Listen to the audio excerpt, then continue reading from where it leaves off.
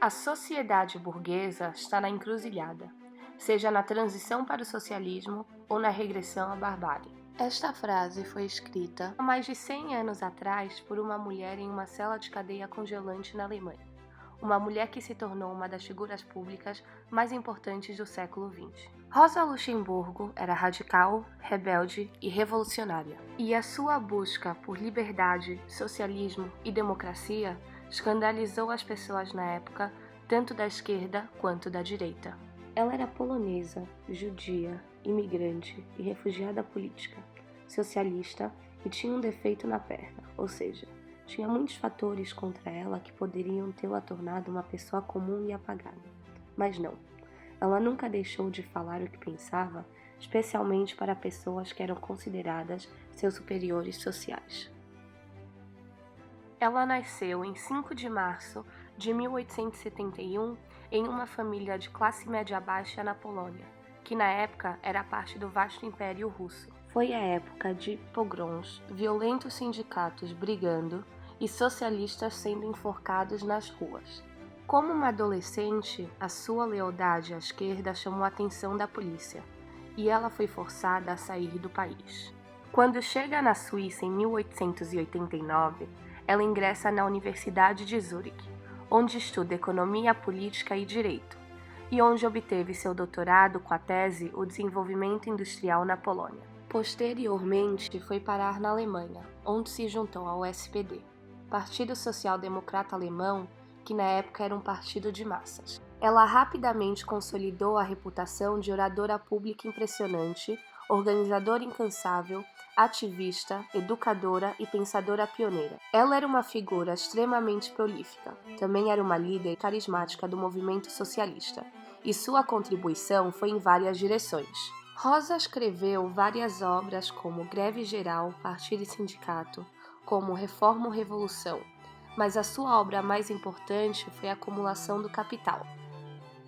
Ela diz que, diante da crise de superprodução e subconsumo nos mercados, os capitalistas buscam oportunidades de investimento no exterior, e fazem isso encontrando mercados que ainda não foram conquistados pelo capital. E isso conecta a análise econômica de Luxemburgo a uma de suas principais contribuições ao estudo do marxismo, que é o elo entre a análise da crise do capitalismo e do imperialismo. O trabalho econômico de Rosa Luxemburgo traçou o desejo do capitalismo de conquistar e canibalizar mais território, alimentando a guerra e destruindo o meio ambiente. Assim, para ela, o socialismo estava sempre ligado à luta contra o colonialismo. Esse pensamento solidificou uma perspectiva firmemente internacionalista. Além disso, se o capitalismo é um sistema de destruição global, apenas a solidariedade global pode esperar fornecer qualquer solução. Luxemburgo argumentou que não podemos viver em um mundo onde o capitalismo está tornando a vida literalmente impossível de viver. Por volta da virada do século, quando o SPD começava a obter ganhos no parlamento, alguns líderes importantes, como Edward Bernstein, começaram a se distanciar da militância de alguns membros. Eles pressionaram por vitórias graduais e cooperação com o capital em vez de revolução. Rosa os levou a se encarregar dessa abordagem, desencadeando o agora famoso debate de Barnes. Ela argumentou que, embora as reformas sejam importantes, abandonar completamente os objetivos revolucionários significa sustentar um sistema fundamentalmente voltado para a destruição da vida. O debate de Bernstein foi muito importante. Por causa desse debate, ela se tornou famosa no Partido Social Democrata Alemão. O debate de Bernstein foi o ponto de partida para o desenvolvimento, passo a passo mais tarde, de um novo tipo de política de esquerda, dos movimentos sociais das auto-organizações e de um novo entendimento. Lenin e todos os outros pensavam que devia se trazer a consciência correta para as massas. Ela já tinha uma visão totalmente diferente. As massas, por sua própria prática, se desenvolverão e devemos ajudá-las a desenvolver sua própria consciência. Ela acreditava que a libertação real e o socialismo real tinham que ser fundamentados no tipo de autoiluminação e autoeducação, e na consciência de classe que vinha de trabalhadores comuns que se envolviam diretamente na luta. O socialismo não podia vir do topo. O socialismo tinha que vir do tipo de poder que permanece com as massas. Esse tipo de pensamento está fundamentado na convicção firme de que socialismo e democracia são fundamentalmente interconectados e fundamentalmente inseparáveis. Socialismo sem democracia é apenas tirania por outro nome, e democracia sem socialismo é apenas um tipo de libertação oca para uma minoria privilegiada. Ela foi uma firme defensora da democracia, incluindo a democracia liberal. Ela argumentou que uma república democrática liberal é a melhor forma de ir levando a luta de classes, porque se os trabalhadores não podem se organizar abertamente, não podem formar sindicatos, não podem lutar por melhorias em suas condições cotidianas, se eles estão sujeitos a condições ditatoriais e autoritárias em que esse tipo de mobilização política não é possível, dificultará muito a agitação contra o sistema. Mas isso não significava que ela pensasse que a democracia dentro da estrutura do capitalismo pudesse ser efetiva. Ela argumentou que a luta pelos direitos democráticos não seria capaz de alcançar o máximo possível a menos que a democracia fosse estendida à classe trabalhadora, a menos que fosse estendida à esfera econômica, e não simplesmente à política. Rosa Luxemburgo não tinha absolutamente nenhuma paciência com o feminismo das mulheres da classe alta, que ela via como tentativa de elevar-se ao status de homens brancos ricos, enquanto deixava suas companheiras apodrecerem nas fábricas e morrerem no parto. Em vez disso, ela acreditava que a justiça de gênero e a liberação sexual tinham que ser sustentadas pela justiça econômica e pela igualdade econômica. Rosa Luxemburgo era uma mulher que vivia em um tempo muito desigual. Ela nunca teve acesso a muitos recursos que seus companheiros homens tinham, e o sexismo era usado contra ela com frequência no partido, inclusive dos seus camaradas homens muito próximos, e ela sabia disso. No entanto, ela vai contra o que era então considerado o feminismo burguês, cujo feminismo só se fundava em direitos legais. Então, na época, estamos falando sobre as lutas para obter o direito de voto, a luta para levar as mulheres à educação. Ela entende que os direitos legais são realmente importantes, mas são apenas uma parte do ser holístico de um ser humano.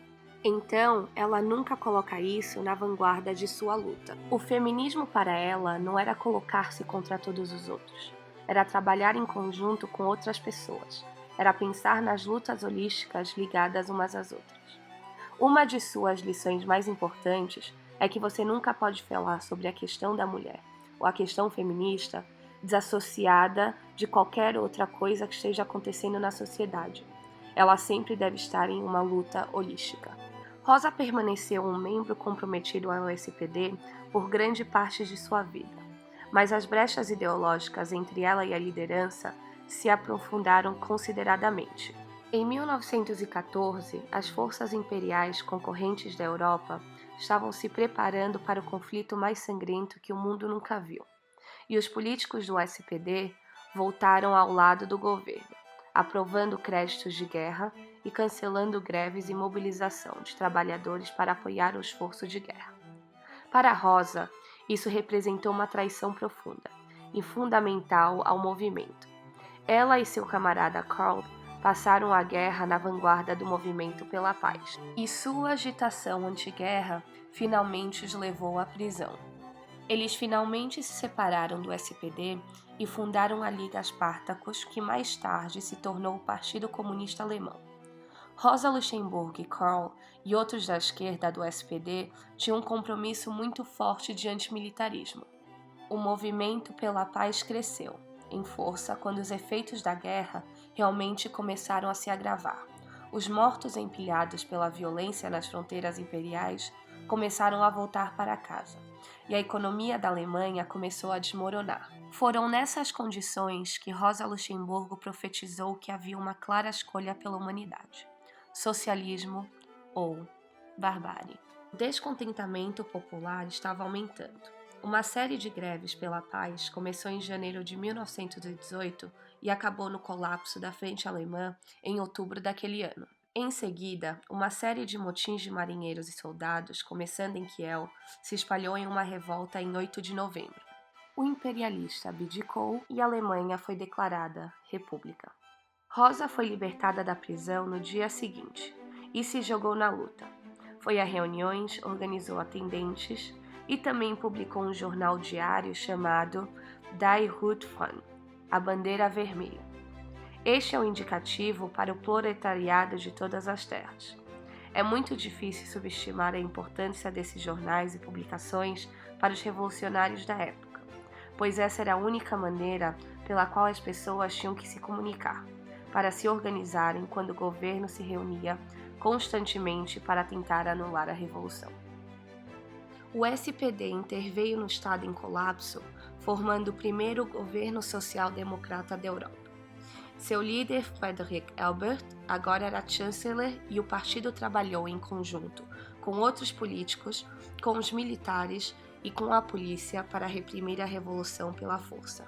O grupo Spartacus, ao redor de Rosa e Karl, que fez campanha ilegal contra a guerra durante toda a guerra, queria continuar a revolução, ou pelo menos não perder os ganhos obtidos na época do levante revolucionário.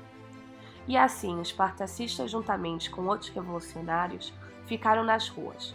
Eles se armaram, ocuparam escritórios de jornais para distribuir panfletos, exigindo uma transformação muito mais dramática do que o SPD estava preparado a oferecer.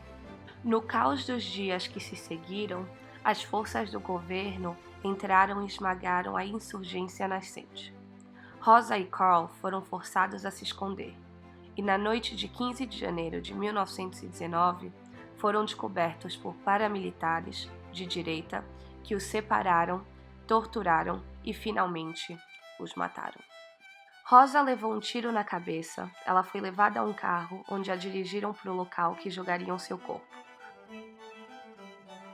O assassinato deles foi uma das maiores tragédias da história da Alemanha, porque a divisão do movimento proletário foi tão grande que não se reuniu novamente. E mais tarde, em 1933, eles não tinham o poder de lutar juntos contra o fascismo. As forças paramilitares que assassinaram Rosa mais tarde formaram a vanguarda do Partido Nazista. E após sua morte, o governo do SPD continuou a reprimir seus próprios cidadãos até que a revolução foi finalmente derrotada. Ela viveu e morreu com as esperanças da Revolução Alemã, e as forças de reação desencadeadas contra ela acabariam por formar a base do violento Estado militarizado, conhecido na história como o Terceiro Reich.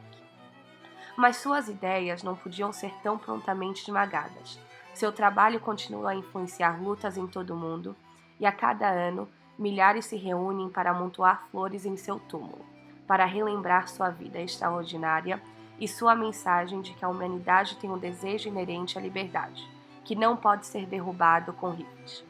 Estas são suas últimas palavras escritas poucas horas antes dos soldados baterem sua porta. A ordem prevalece em Berlim, seus tolos lacaios. Sua ordem é construída na areia. Amanhã a revolução se levantará novamente, colidindo com suas armas, e para seu horror proclamará: eu era, eu sou, eu serei.